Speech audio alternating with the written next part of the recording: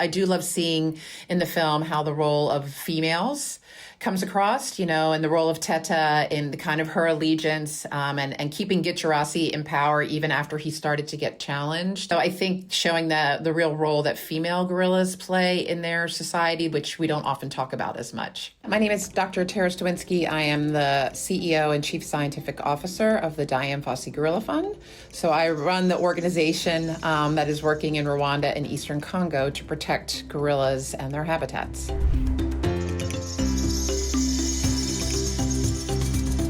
When the filmmakers originally contacted us, we had some conversations about, what would be interesting stories to tell about the gorillas.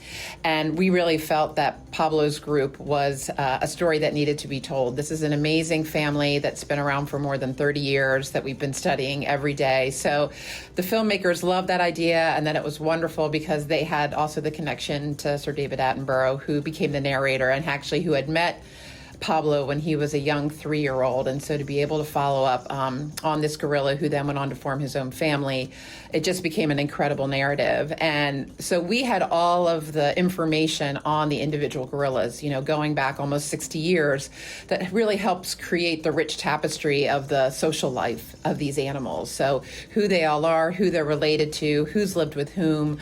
There's a lot of dynamics that play out in the film, and that all comes from the data that we've collected over time, and then sharing that data and helping to interpret the behavior of the gorillas based on, what we know of them from years of watching them.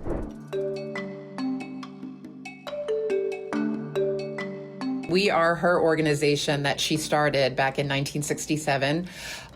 She originally started studying a group called Group 5, and that's the group that Pablo was born into. So all of his early records of his early life come from the work that Dian began. And she unfortunately was murdered in 1985, but the organization that she started continued on. And so for the last 40 years, we've been continuing to collect data in many of the same ways that Dian did when she started back in the 60s to follow the lives of these gorillas. We started talking to them actually in 2020. So it's been 6 years since the initial conversation started. But obviously during that time there was COVID. So we were, thinking about what the storyline could be. And they worked very closely with the Rwandan government to get all the permissions to come and do the filming. Filming started in 2022 and then went on for about 2 years. And they made multiple trips back and forth to see the gorillas. I think in total there were about 250 filming days, which to my knowledge is the most filming days that anyone has had with gorillas. Obeying all of the rules around being near the gorillas, so keeping your distance. We wear masks when we're with the gorillas to prevent, transmitting diseases from us to them. But these animals, luckily, they've been used to seeing people in their lives pretty much every day. So we're just another part of the environment. Obviously our team, as well as the Rwandan National Park authorities, would work with the filmmakers. We can really anticipate those animals' behavior. So if a male's going to charge, we can say, oh, you want to move over to the side here and be out of his way. But the filmmakers themselves, because they spent so much time with the gorillas, in the end knew them and could anticipate their behaviors very well also.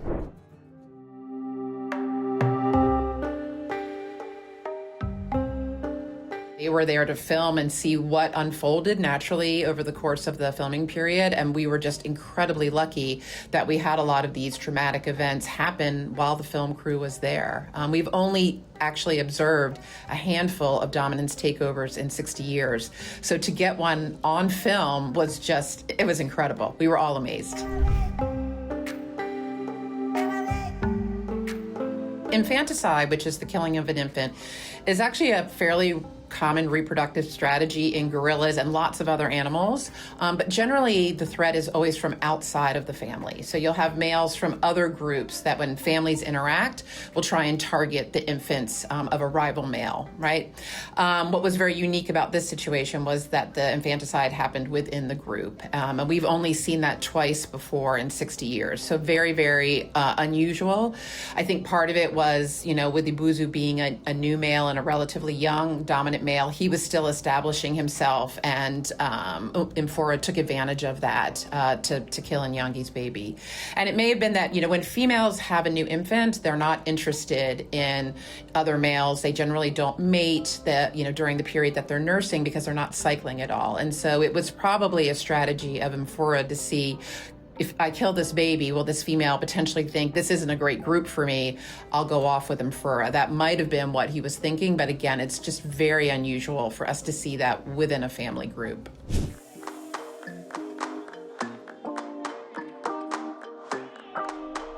One of my favorite parts of gorilla society is how much males interact with youngsters, and it's very, very common to see a male with 5 or 6 babies around him, generally the dominant male of the group, with 5 or 6 babies around him, and the moms are really nowhere to be seen. They're off feeding. And in fact, one of my favorite stories is about a male that lived in Pablo's group. He was actually the dominant male of Pablo's group for some time. His name is Can'tspy, and he got his name because Dian Fossey had misidentified his mother as a young male gorilla. And one day she showed up and this male gorilla had given birth, and she said, well, that can't be. And so his name was Can'tspy. But so he was sitting one day, our researchers were observing him, and he was sitting one day and he had lots of youngsters around him, 5 or 6 of these little ones. And every time they approached him, and it's very common for them, and you see it in the film, they'll roll down their backs and sit with them and beat on their chests and really use them like a piece of play furniture. But on that day, every time a young gorilla tried to approach him, he would pig grunt at them. And that's a kind of mild warning vocalization, like, And so the babies kind of gave him wide berth. They would back off. And it was very unusual behavior. And so the researchers tried to get a little bit closer, and he did the same thing to them. He gave them this warning vocalization, like, leave me alone. But interestingly, when the group moved on and left that area and the researcher went to follow, she saw that Can'tspy had actually been sitting next to a snare. So this would be a snare that was set for antelope, but gorillas can get caught in it, and particularly young gorillas, because they're not really paying attention to their environment. They haven't learned to recognize snares yet.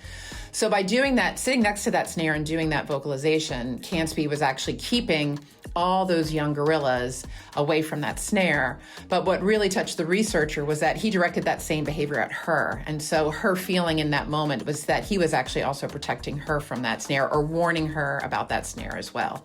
And the other storyline that's touched on is, Pablo, when he was just 4 years old, which is quite young, lost his mom, and how he was adopted by Beethoven, the dominant male of the group, who really looked after him. And we see this consistently, that if young gorillas lose their moms, younger prematurely, that they will be adopted by that adult male, the dominant male, even if he's not their biological dad, which really gives them a leg up because they have access to the best feeding resources. They're not bullied because, they have the dominant male there to protect them. And it really seems to buffer them from this really traumatic loss of losing their moms. So poaching was very prevalent when Dian Fossey arrived. And, she originally went there to study the gorillas, but very quickly took up what she called active conservation, because the gorillas were disappearing and dying right in front of her, including the death of her favorite gorilla, Digit, who was killed by poachers. His head was taken off as a trophy. His hands were removed for ashtrays. And that really devastated her and caused her to start the nonprofit arm of our organization to raise money to combat poaching. Luckily, the gorillas are not directly poached anymore in Rwanda. Like I mentioned, there are snares that are set for antelope that the gorillas can get caught in. So it's still an indirect threat, but it's not the direct threat that it was when Dian Fossey was there. And as a result of 60 years of daily protection, mountain gorillas are the only non-human great ape on the planet that are increasing in number, which is incredible. They've moved from critically endangered to just endangered, but they are still considered endangered. There's only 1,000 of them left on the planet. So, very small number. So you worry that any pandemic or natural disaster could really threaten the population.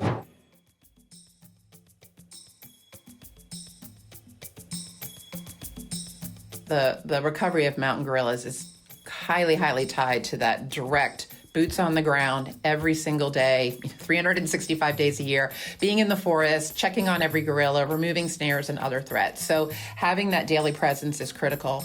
But also involvement of the local communities is critical, right? People are going into the forest to poach antelope because they are suffering from food insecurity. They don't have other livelihood options. So a lot of our work, as well as the work of the Rwandan government, is supporting local communities. So helping to develop livelihoods, helping to secure access to food and water, educational access. So conservation, it's a very holistic, we call it a very people-centered approach. I mean, the babies are just amazing, right? Like, I love watching them, and I just love watching them play. I love it when they get on a vine and they twist the vine and then it untwists and they just kind of spin. It just reminds me, so much of my kids' behaviors when they were little. I do love seeing kind of, when we talk about gorillas, we often talk about the silverbacks. They're the biggest primate on the planet, 400 pounds, so impressive, so beautiful. But I do love seeing in the film how the role of females comes across, and the role of Teta in the kind of her allegiance and keeping Gitcherasi in power even after he started to get challenged. And then when she switched to Abuzu and then helping to integrate Inyangi. So I think showing the real role that female gorillas play in their society, which we don't often talk about as much. The challenge is just that terrain. So the film crew had an hour each day with the gorillas, so it's a relatively short time frame, and that's a mandate of the Rwandan government, and it's for the protection of the gorillas. So they would go in and out every single day, and these gorillas live at high elevation. Pablo's group in particular, often ranges at 11, 12, 13,000 feet. So you're starting at about 7,000 feet. You can't just drive up to them, so they would have to, first walk through kind of the fields to get to the edge of the forest, and then walk through the forest. And it's tough terrain. It's difficult. There's, you're fighting vegetation and volcanic rock and rivers in the wet season. So just incredible kudos to them for how fit and strong they were to do that. They would come for a 5 to 6 week shoot, and to be doing that every day, going in and out of the forest, takes an incredible amount of stamina. I hope that people will, like you said, fall in love with the gorillas, see so many things about them that those of us that have the privilege of protecting and studying them have been able to observe, how individualistic they are. They all have their own unique personalities, how cohesive their families are, that they really, I love those moments where they're just laying in a row and everyone's touching everyone else in the chain. And then how much, the things that we like most in our own species, we see also in the gorillas. And I think this plays out in the film. We see these alliances and these lifelong friendships. We see how they support their most vulnerable. I think the things that we admire most in ourselves are present in the gorillas, and I'm excited for people to get to see that and, hopefully find gorillas as fascinating as we do. And then that converts into an interest in making sure that they survive. They are among the planet's most at-risk species, and we need everyone's help if gorillas are going to make it in the long term. It's not just those of us in the forest. It's a global effort. The things I would say is just, how wonderful gorillas are and how much like us they are, how at risk they are, and then how conservation is really, I think this is a pure natural history film, and it's really letting the gorillas tell the story. But, the larger story behind it is number one, how much time and effort has gone into be able to really tell the full stories of those characters. You can't show up one day and just start filming. Knowing their backgrounds has involved literally 60 years of incredible dedication and work on the ground, dating all the way back to Dian Fossey's time. And then that, in addition to just getting the information on the gorillas themselves, that protecting them and conserving them is a huge effort. That it doesn't involve just being in the forest. It involves being in the communities. It involves, training that next generation of conservation and scientific leaders in Africa that will be taking on the mantle of this work. It involves partnerships with the government, with other other NGOs. And it involves, working with local communities as well and making sure that they have an equitable voice in the solutions around conservation. So it's part of what makes conservation really interesting, is that there are so many dynamics and so many players. It's also what makes it challenging and what makes it expensive to do. One of the really exciting things is, the Pablo group continues on. Filming stopped, but the group continues on, and we're still out there with them every day. And so there's lots of continuing dynamics that have happened in the family. And so would really encourage people to go to our website, gorillafund.org, to follow us on social media, to learn more about what has happened to Pablo's family and what continues to happen to Pablo's family in the future.